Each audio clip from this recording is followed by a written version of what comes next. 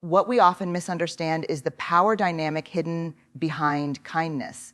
We grow up being taught that kindness is a virtue, that it wins people over, that it softens hearts and bridges gaps. But that rule doesn't apply in the same way when you're dealing with a narcissist. They don't see your kindness as strength. They interpret it as access. They don't receive it with gratitude. They receive it with entitlement. The more you offer grace, understanding, and empathy, the more they believe they are above consequence. They take your silence as permission, your forgiveness as approval, and your compassion as foolishness. You think you're being the bigger person, but in their world, you're just being a smaller pawn. Narcissists don't engage in relationships to build mutual respect. They engage to dominate. They scan for vulnerabilities and use charm as bait. Once they know you're the kind of person who gives second chances, who explains your pain instead of demanding better, who stays quiet to avoid conflict, they know they can operate without accountability. Your kindness becomes currency for them. The more you give, the more they expect. But there's never a return on that investment. It becomes a one-way emotional transaction where they take your best qualities, your empathy, your loyalty, your hope, and weaponize them to protect their ego. In their world, kindness is not love, it's leverage. They test your limits with subtle digs, backhanded compliments, and moments of neglect. And when you don't push back, they learn that your boundaries are flexible. You may believe you're keeping peace, maintaining dignity, showing strength, but in their mind, you're just easy to manipulate. Over time, your attempts to reason, your patience, your explanations, they all start to reinforce their delusion that you're beneath them. The moment you defend them more than you defend yourself, you've already started to disappear in the relationship. You begin adjusting your tone, your truth, your behavior, just to avoid triggering their anger or silent treatment. You replay conversations in your head to make sure you didn't offend them. You apologize first. You walk on eggshells. You try to keep them calm, happy, satisfied. You convince yourself that being nice is the only way to make it work. But you're not making peace. You're silencing yourself to survive. And every time you silence yourself, you become less of who you truly are. You become the version of yourself that they prefer, submissive, quiet, self-blaming. They thrive on this dynamic because it feeds their belief that they are superior. Narcissists need someone to feel less than so they can feel more than. They aren't looking for love. They're looking for control wrapped in adoration. Your kindness offers them a safe space to exploit without fear of pushback. Even when they know they're wrong, they count on your kindness to keep you around. They don't worry about consequences. They rely on your empathy to erase them. That's why it's not just dangerous to be too kind to a narcissist. It's actually enabling. What started as compassion slowly becomes self-sacrifice. You put their needs above your own. You filter your words to avoid conflict. You stay in situations that make you anxious, depleted, and confused. You begin to mistake your trauma bond for loyalty. You rationalize their cruelty. You believe if you're kind enough, they'll change. But narcissists don't change because you were kind. They change the rules so they can keep winning in the relationship while you keep losing yourself. This is how kindness, when unchecked, becomes a trap, a slow, quiet, invisible trap that makes you think staying is noble, when in reality, it's self-betrayal. Narcissists are not fueled by love, connection, or mutual respect. They are fueled by dominance, control, and submission. They thrive in environments where people give in easily, where boundaries are blurred, and where silence replaces confrontation. Every time you comply with their unreasonable demands, every time you tolerate their passive aggression, and every time you ignore the pit in your stomach that signals something is wrong, you become a more predictable source of control for them. They don't just notice your compliance, they calculate it. It becomes their strategy. They study how much disrespect you'll absorb without protest. They test how far they can push you before you crack. And if you don't crack, they push further. They learn your habits quickly. If you explain yourself too much, they know you crave understanding. If you apologize often, they know you feel guilty even when you're not wrong. If you go silent when you're hurt, they know you'll never hold them accountable. The more you comply, the more they see you not as a partner, friend, or family member, but as a tool for their validation, a tool for their image, a tool to dump their insecurities onto. And the most dangerous part, they never reciprocate the grace you show them. The more compliant you become, the more entitled they feel to treat you however they wish. Because in their mind, you've already proven you'll never leave. You might believe that compliance keeps the peace. That if you're calm enough, kind enough, and forgiving enough, they'll eventually soften. But that belief only works in healthy relationships where both people are capable of reflection and growth. Narcissists don't grow from your compliance. They grow bolder. They grow colder. They realize they can manipulate you with guilt, with silence, with shame. They observe how you rationalize their cruelty, how you excuse their neglect, how you defend their actions to others, and they use it all as evidence that they have you exactly where they want you. Too emotionally invested to pull away, and too afraid to push back. Compliance often begins as survival. You tell yourself, it's not worth the fight, or they're just having a bad day, or maybe I overreacted. These thoughts feel like rational compromise, but over time, they become the script of self-erasure. You shrink in their presence. You hide your anger. You suppress your needs. You stop asking for what matters to you. And every time you do that, they grow more powerful, not because they earned your submission, but because you handed it to them, piece by piece, hoping it would lead to peace. But with a narcissist, peace is a mirage. It only lasts as long as you're obedient. What they want isn't harmony. It's control masked as connection. They may shower you with affection one day and withdraw completely the next. That inconsistency isn't random. It's strategic. It keeps you guessing. It keeps you chasing the version of them that appeared during the love bombing phase. They want you emotionally dependent, confused, distracted. Because the more disoriented you are, the less likely you are to see the pattern. And if you do see it, you're already so entangled in compliance that breaking free feels impossible. You start to wonder if it's your fault, if you're too sensitive, too dramatic, too difficult. But that's not true. That's just the story they've trained you to believe. The more you accommodate, the more they escalate. What used to be a subtle insult becomes outright contempt. What once was a dismissive shrug turns into verbal abuse. And because you've been compliant for so long, they assume you'll continue to be. They become careless with your emotions. They test your limits with increasing cruelty.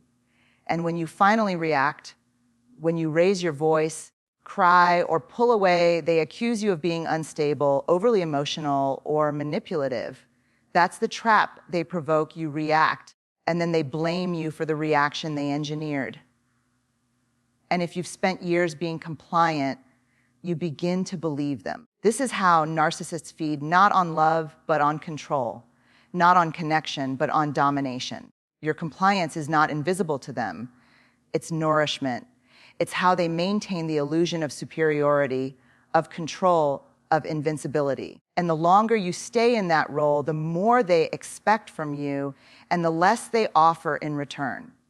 The desire for validation is deeply human. We all want to be seen, understood, and valued, especially by those we care about. But when you seek validation from a narcissist, you're entering a psychological maze with no exit. You keep turning corners, chasing approval that always seems one step out of reach. You give more, hoping they'll see your worth. You explain yourself, hoping they'll finally understand your pain. You adjust your behavior, hoping they'll notice your effort. But no matter what you do, it never feels like enough, because it isn't supposed to. That's how they maintain power. They keep you in pursuit of something they never intend to give. A narcissist's validation is transactional and temporary. They may compliment you when it benefits them. They may give you attention when you serve their needs. They may pretend to understand when it helps them avoid consequences. But none of it is genuine. It's manipulation dressed as affection. You begin to internalize the belief that their opinion defines your value. You wait for their words to confirm your goodness. You measure your self-worth by their mood, their approval, their attention. And slowly, you begin to abandon yourself for the scraps of affirmation they hand out in moments of convenience. When your self-esteem becomes tied to a narcissist's approval, your emotional stability becomes a hostage to their unpredictability. One day you feel on top of the world because they smiled at you or praised you. The next day you're in emotional freefall because they ignored you, criticized you, or gave you the silent treatment. This roller coaster isn't accidental, it's engineered. Narcissists know how to condition people. They reward you when you're compliant. They withhold affection when you're assertive. They flatter you when you serve their image. They devalue you when you seek independence. You're not in a relationship, you're in a performance, constantly auditioning for love that's never fully offered. You begin second, guessing yourself. You question your intuition. You downplay your needs because you fear being too much. You ignore your pain because you don't want to be seen as dramatic or needy. You shrink, hoping to be more acceptable. You mold yourself into a version of you that fits their comfort zone. And the more you do that, the more disconnected you become from your authentic self. Seeking validation from someone emotionally unavailable becomes an addiction. You crave their attention even when you know it's toxic. You hope for their love even when they've shown you indifference. You cling to their crumbs as if they're proof that you matter. The truth is, narcissists don't validate others. They extract validation for themselves. They want admiration, not intimacy. They want praise, not partnership. They want submission, not equality. If they do offer praise, it's selective and conditional. It's used as a tool to keep you close. It's not about lifting you up. It's about keeping you dependent. They won't celebrate your growth unless it benefits them. They won't support your success unless they can take credit for it. They won't acknowledge your pain unless it makes them look like a savior. Their approval is never about you. It's about maintaining control over how you see yourself. Seeking validation from a narcissist also makes you vulnerable to emotional abuse. Because once they know that you rely on their approval, they can use it to manipulate your decisions, your confidence, and your sense of reality. You might start tolerating mistreatment just to stay in their good graces. You might give up your goals, your voice, your boundaries, just to avoid their disapproval. You might accept their version of you, even if it contradicts your truth. And the longer you do that, the harder it becomes to remember who you were before you started needing them to define your worth. Their validation is not a gift, it's a hook. Once you're emotionally tethered to it, they pull the strings. They decide when you feel good about yourself and when you feel invisible. You hand them that power every time you silence your truth just to keep the peace. You hand it over every time you excuse their behavior just to stay connected. You hand it over when you believe their opinion of you matters more than your own. Validation from a narcissist is a trap disguised as love, a mirror that only reflects what serves them, a currency they control, and you can never truly earn. Boundaries are not about shutting people out. They're about choosing who gets to stay in. They're not about being mean, selfish, or distant. They're about preserving your mental, emotional, and physical health. When you're dealing with a narcissist, boundaries are not optional. They are essential for survival, because without them, you become an open field for manipulation. You become the default target for blame, projection control, and emotional dumping. And the truth is, Narcissists don't hate boundaries because they don't understand them. They hate them because boundaries take away their power. When you first begin to set boundaries with a narcissist, you might feel immense guilt. That's not a sign you're doing something wrong. It's a sign you were conditioned to believe that loving someone means accepting anything from them. You were taught that keeping the peace is more important than protecting your peace. You were trained to feel responsible for other people's emotions, to absorb their chaos, to fix what they broke, and to forgive without repair. But boundaries challenge all of that. They break the cycle. They say, this behavior is not okay, and I will not tolerate it anymore. They reclaim your sense of choice, your voice, and your freedom. A narcissist will often react negatively to your boundaries. They might mock them, ignore them, or violate them outright. Not because your boundaries are unreasonable, but because they disrupt the dynamic where they benefit from your silence. They've grown accustomed to you saying yes when you want to say no, to you staying when you want to leave, to you giving when you're already empty. Boundaries interrupt that access. They force accountability. They make it harder for them to gaslight you, guilt trip you, or guilt free exploit you. Boundaries make you unpredictable to a narcissist, and that makes you powerful. You might start by setting small boundaries, limiting how often you answer their calls, choosing not to engage in certain conversations, or refusing to defend yourself when they distort the truth. These may seem like simple acts, but to a narcissist, they are threats. They interpret limits as rejection. They feel entitled to your time, your energy, and your loyalty. So when you set a boundary, they might escalate. They might accuse you of being cold, selfish, or ungrateful. They might turn others against you. They might play the victim.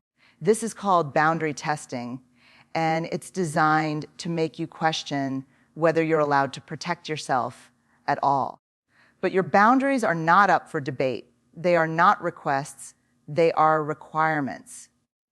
You don't need permission to protect your peace. You don't owe explanations for prioritizing your well-being. You're allowed to disappoint people who benefited from your lack of limits. You're allowed to say no without guilt, to walk away without regret, to take space without apologizing. Boundaries are not walls that isolate you. They are doors with locks that remind you that not everyone deserves access to your inner world, especially not those who abuse your openness to invade, control, or exploit. Setting boundaries is one of the purest forms of self-love because it says, I matter too.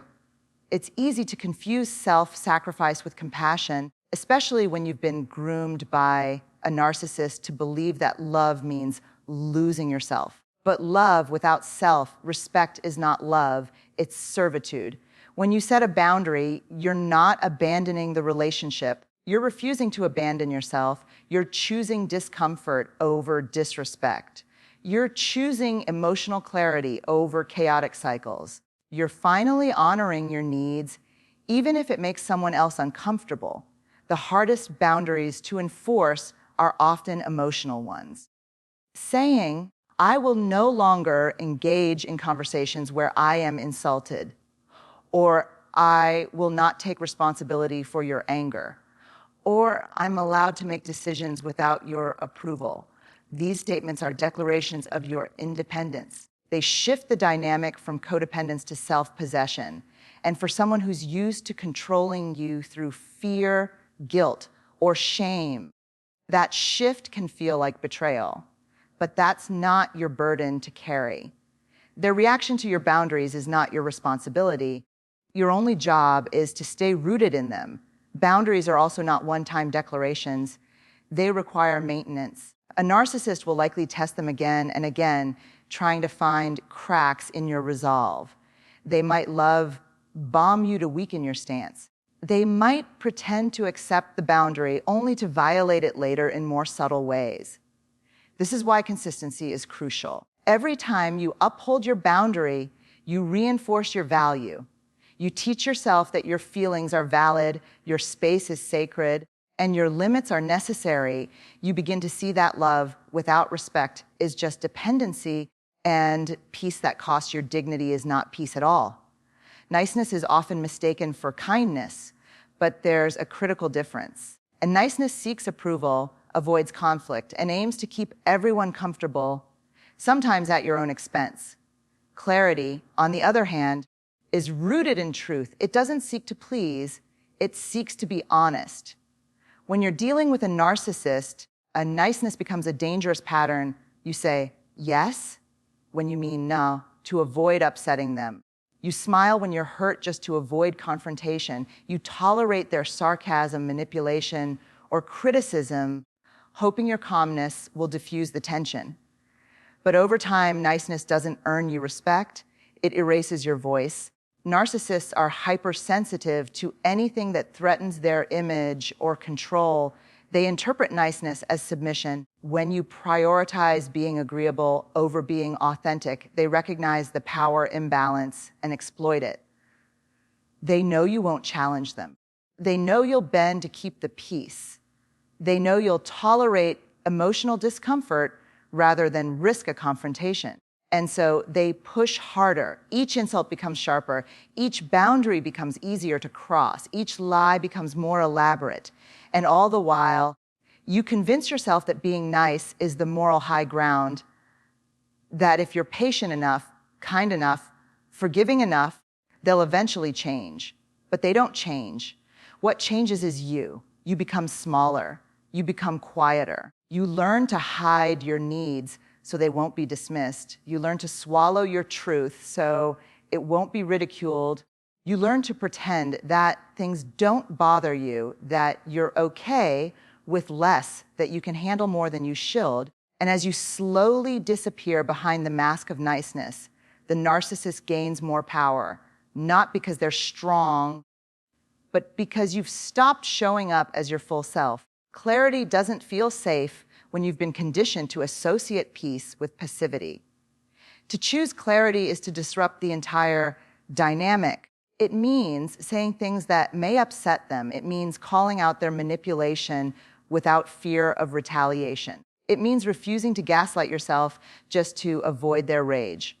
Clarity sounds like, I don't accept that behavior, or that's not true and I won't argue about it, or this dynamic isn't healthy and I won't continue it. These words may trigger defensiveness or anger, but they are rooted in integrity. They're uncomfortable, but they're honest. And honesty is what narcissists despise because it takes away their ability to distort reality and control the narrative. Clarity requires emotional courage. It asks you to speak even when your voice shakes. It asks you to stop sugarcoating abuse just to preserve a connection that's already draining you. It asks you to prioritize truth over harmony, and that's not easy, especially if you were raised to believe that beingness is a virtue, that avoiding conflict is a strength, and that love requires unconditional acceptance. But clarity teaches a deeper truth, that real strength lies in standing firm, not in staying silent, that your self-respect is not up for negotiation, that your truth matters even if someone else refuses to hear it. Niceness often makes you complicit in your own mistreatment. You allow disrespect because you're afraid to seem difficult. You tolerate manipulation because you're afraid to seem dramatic. You let things go, not because they're small, but because you're tired of always being the one who sees the problem. And narcissists use that to their advantage. They count on your silence. They rely on your discomfort with confrontation. They know you'll blame yourself before you ever blame them, but clarity changes that. It shifts the weight of responsibility back to where it belongs. It refuses to carry the burden of someone else's behavior. Clarity doesn't mean being cruel. It means being direct. It doesn't mean you scream or insult.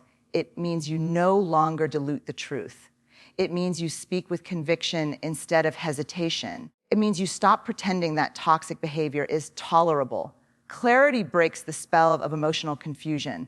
It exposes patterns. It forces awareness. And while narcissists may resist that awareness, it's not your job to protect their comfort. It's your job to protect your own reality. Because every time you replace truth with niceness, you reinforce the illusion they want you to live in, and you drift further away from yourself. Choosing clarity means giving up the illusion that you can be good enough to make them good to you. It means letting go of the idea that your tone, your words, or your kindness can control their actions. You stop trying to manage their perception and start honoring your own truth. You stop making excuses for their behavior and start holding them accountable in your mind, even if not out loud. You stop abandoning your values to avoid abandonment from someone who was never emotionally present to begin with. Clarity strips away the excuses, the wishful thinking, the self-doubt, and what's left is your truth, raw and powerful, waiting to be honored. It's natural to want to help people heal, especially when you see their pain, their past, their wounds that never had a chance to close. Narcissists often present themselves as victims of their childhood, their exes, their trauma, and you may find yourself feeling compassion for their suffering. You begin to think, if I just love them enough, they'll finally feel safe, or if I stay patient, they'll realize not everyone is trying to hurt them. But what you're doing is stepping into the role of healer in a dynamic that was never about healing. It was about control. You're pouring your energy into someone who sees your love not as medicine, but as leverage. Narcissists are not drawn to healing. They're drawn to power. They don't want to resolve their trauma. They want to use it to justify why they mistreat others. They don't seek growth, they seek excuses. When you try to fix them, what you're really doing is giving them more influence over your time, your heart, and your self-esteem. You tell yourself you're helping, but they're not interested in being helped. They want to stay in control. Your empathy becomes the tool they use to reset the cycle whenever you're on the verge of walking away.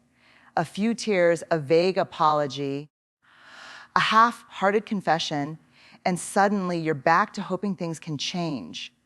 This is how the illusion of progress keeps you stuck. You catch glimpses of vulnerability, fragments of what seem like sincerity, and you hold onto those glimpses, telling yourself they're proof of potential. But potential is not partnership, and vulnerability is not accountability.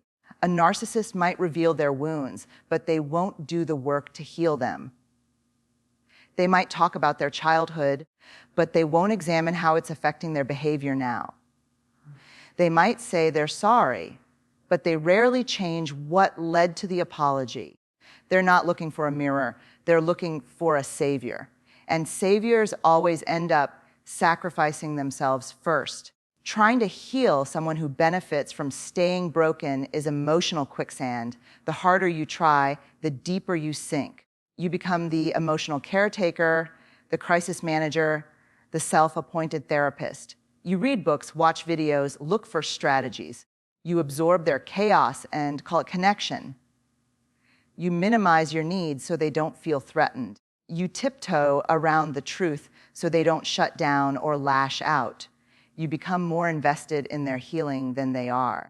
And before you realize it, your identity is wrapped around saving someone who was never drowning, just refusing to swim. You start to blame yourself when they don't change. You think, maybe I didn't explain it the right way, or maybe if I was more patient, they'd open up. You internalize their deflections and gaslighting. You begin to believe their unhealed trauma excuses their behavior. You forget that understanding someone's pain doesn't mean tolerating their harm. You begin to treat their healing like it's your responsibility. You give them chance after chance, hoping the next one will be different. But with narcissists, change isn't something they move toward. It's something they pretend to do long enough to keep you close. The weight of their wounds becomes your burden. You stop focusing on your goals, your joy, your growth, because everything revolves around their dysfunction. Your emotional bandwidth gets hijacked by their moods, their crises, their constant need to be validated and soothed. You begin to feel guilty for having your own needs. You start to silence your intuition, ignore red flags, and tolerate pain just to keep them regulated. You lose sight of yourself in the name of healing them. And the most painful part is realizing that all your love, all your energy, all your sacrifice, it didn't bring them closer. It just brought you further from your own well-being. There is a fundamental difference between supporting someone who is healing and trying to rescue someone who refuses to take responsibility. Narcissists will let you do all the emotional labor. They will let you exhaust yourself trying to fix them while they make minimal, performative efforts. They know your empathy is a resource, and they will drain it to keep the spotlight on themselves. They will repeat the same behaviors, make the same excuses, and then expect the same forgiveness. They don't grow, they cycle. And each time they start again, you're left carrying more of the emotional damage. Healing is an internal process. It requires humility, self-awareness, and willingness. None of these are traits narcissists consistently possess. They want the rewards of healing, like attention, sympathy, and loyalty, without doing the work. They want you to stand by them, hold their hand, absorb their pain, and never demand change. And if you do ask for accountability, they'll either weaponize their pain or punish you for challenging them. They'll tell you you're insensitive, impatient, or emotionally abandoning them. It becomes a twisted reversal where your healthy boundaries are seen as betrayal and your desire for mutual growth is labeled as cruelty. You are not here to fix anyone. You are not a rehabilitation center for broken people who refuse to pick up the tools of their own healing. You can love deeply, support generously, and care compassionately, but none of it matters if the person on the other end is invested in staying the same. Trying to heal a narcissist means burning yourself out while they stay exactly where they've always been, right at the center of the story, right in control of the narrative, right in a place where you're so focused on their healing that you forget you were bleeding too. There's a moment in every toxic relationship when clarity strikes, not as a loud revelation, but as a quiet ache that says, this isn't love. It comes after countless cycles of conflict and false reconciliation, after your words have been twisted, your feelings minimized, and your boundaries ignored. You reach a point where staying begins to hurt more than leaving, not because you stop caring, but because you finally recognize that caring alone can't fix what's broken. And what's broken isn't just them, it's the version of you that believes enduring this pain is proof of your strength. That version is exhausted, and that exhaustion is sacred. It's the beginning of freedom. Freedom doesn't always look like triumph. Sometimes it looks like packing your things in silence. Sometimes it looks like blocking a number with shaking hands. Sometimes it looks like crying in your car because you finally said no and meant it. Walking away from a narcissist isn't a moment of glory. It's a moment of reclaiming. It's choosing sanity over confusion, peace over performance, and truth over illusion. And that choice rarely feels easy. In fact, it often feels like betrayal, because narcissists make you feel like leaving them means abandoning someone who needs you. But what they really need is your silence, your loyalty, your emotional labor, not your love, your compliance. When you walk away, you are not just leaving a person. You are stepping out of an identity that was shaped by dysfunction. The version of you that tolerated gaslighting, rationalized mistreatment, and settled for emotional breadcrumbs begins to fade. In its place grows someone who no longer feels responsible for managing another person's insecurity, someone who can breathe without checking the room for tension, someone who stops shrinking to be digestible, someone who no longer carries the emotional weight of someone else's unresolved wounds. That is the kind of freedom that isn't loud, but transformative. Leaving is often met with backlash. Narcissists don't respond to boundaries with reflection. They respond with retaliation. They may launch a smear campaign, twist the story, or portray themselves as the abandoned victim. They will try to provoke you, guilt you, bait you into re-engagement. They might even become suddenly charming again, making promises they never intended to keep. It's not because they've changed. It's because they've lost their supply. And if you respond, they win. Not because you came back, but because you showed them they still control your emotional energy. The only true escape is disengagement, not just physically, but mentally and emotionally. Detachment is a discipline. It means not reacting when they try to trigger you. It means not defending yourself to people who are committed to misunderstanding you. It means allowing their version of the story to exist without letting it define your reality.